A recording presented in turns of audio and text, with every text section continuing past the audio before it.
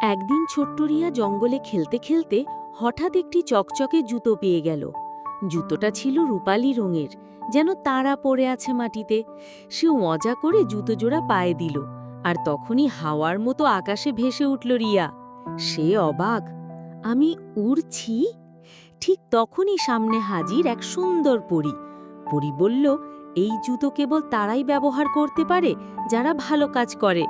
রিয়া সেই জুতো পরে গ্রামের গরিবদের খাবার দিল, আহত পশুকে সাহায্য করল, আর একদিন পরীদের রাজ্যে ডাক পেল। তারপর রিয়ার সাথে কি হলো তা জানার আগে বন্ধুরা, যদি তুমি তোমার মাকে ভালোবাসো তবে লাইক করো, আর বাবাকে ভালোবাসলে সাবস্ক্রাইব করো, এবং তুমি কি খেতে ভালোবাসো তা কমেন্ট করে জানাও। পরীর রানী রিয়াকে দিল এক বিশেষ উপহার, আলোকের জুতো, যা শুধু সত্যিকারের ভালো মানুষরাই পরতে পারে। আমরা এই গল্প থেকে শিখতে পারি, ভালো কাজ করলে জাদু নিজেই তোমার পাশে এসে দাঁড়ায়।